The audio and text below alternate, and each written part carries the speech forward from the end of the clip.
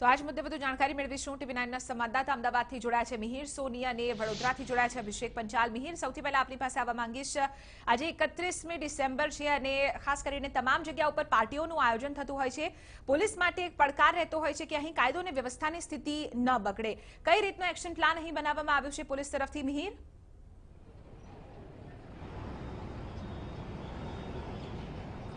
ચિત્રા, આજે અમદાવાદ શહેર પોલીસનો એક્શન પ્લાન ઘડી દીધો છે। જે તમામ જે અત્યારે તો 120 થી વધુ નાકા પોઈન્ટ બનાવવામાં આવ્યા છે, જ્યાં આગળ ગઈકાલ રાતથી જ અત્યારે રાઉન્ડ ધ ક્લોક અહીં જે તપાસ કરવામાં આવી રહ્યા છે। ખાસ બહારગામથી આવતી જે ગાડીઓ છે તેનું અત્યારે હાલ તપાસ કરવામાં આવી રહ્યો છે, કારણ કે 31મી ડિસેમ્બરની રાત્રે લોકો જે પાર્ટીમાં જતા હોય છે ત્યાં શરાબ અને શબાબની મજા માણતા હોય છે। જો દારૂ અમદાવાદમાં ન ઘૂસે તે માટે અમદાવાદ શહેર પોલીસનો પહેલો એક જે છે કે જેના કારણે કોઈ પણ લોકો દારૂનો નશો ન કરે અને અહીં અમદાવાદમાં દારૂ કોઈ પણ પ્રકારે ઘૂસી ન જાય તે માટે તમામ અત્યારે હાલ વાહન ચેકિંગ કરવામાં આવી રહ્યા છે। અમદાવાદથી જે આવતી બહારની જે ગાડીઓ છે તે તેમજ જે શંકાસ્પદ ગાડીઓ છે તેનું અત્યારે હાલ તો ચેકિંગ કરવામાં આવ્યું છે। સાથે જ પહેલી વખત આ રીતનું થયું છે કે 1000થી પણ વધારે બ્રેથ એનાલાઇઝર અમદાવાદ શહેર પોલીસને આપવામાં આવ્યા છે, જેમાં જે અત્યારથી જ એટલે કે વહેલી સવારથી જ તમામ જે પોઈન્ટ છે, જે નાકાબંધી પોઈન્ટ છે, જે ચેકપોસ્ટ છે, ત્યાં આગળ આ બ્રેથ એનાલાઇઝર પણ આપી દેવામાં આવે છે, કે જેના કારણે શંકાસ્પદ અત્યારે પણ લાગે તો તે લોકોને અત્યારે આ બ્રેથ એનાલાઇઝરથી ચેક કરવામાં આવી રહ્યા છે। હાલ 1000 જેટલા સીસીટીવી પણ બાજ નજર રાખી રહ્યા છે। હાલ અમદાવાદ શહેર પોલીસે જે પ્લાન ઘડી દીધો છે તે અત્યારે તમામ જગ્યાએ ચેકપોસ્ટથી તપાસ કરી રહ્યા છે। સાથે જ જે ખાનગી રાહે જે બુટલેગરો છે તેમજ જે શકમંદો છે તે લોકોની પણ તપાસ કરવામાં આવી રહી છે। આ દ્રશ્યો છે કે જે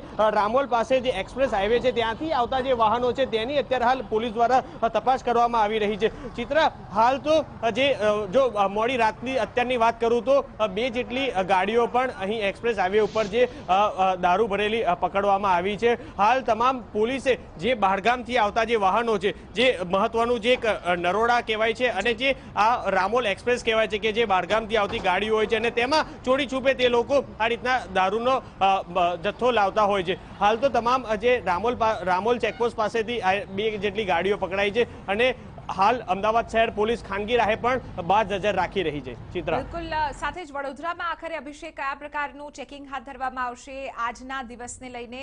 કઈ રીતનો એક્શન પ્લાન છે અભિષેક વડોદરામાં?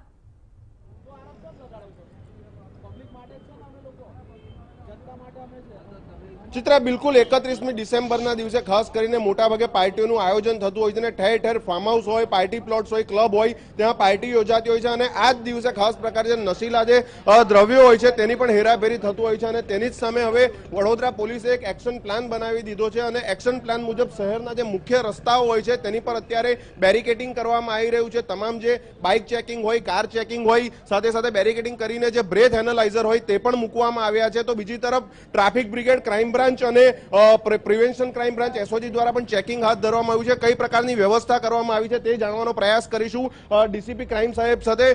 જગણિયા સાહેબ, ખાસ કરીને આજે 31મી તારીખનું છે, શું માઇક્રો પ્લાનિંગ કરવામાં આવ્યું છે? આજે 31 ડિસેમ્બરની ઉજવણી માટે વડોદરા શહેર પોલીસ દ્વારા કુલ 55 પોઈન્ટ ઉપર પોલીસના જવાનો ડિપ્લોય કરવામાં આવશે। તેની સાથે તમામ 11 ચેકપોસ્ટ ઉપર પણ પોલીસ અધિકારી અને જવાનો રહેશે, જે બ્રેથ એનાલાઇઝર સાથે સતત ચેકિંગ કરતા રહેશે।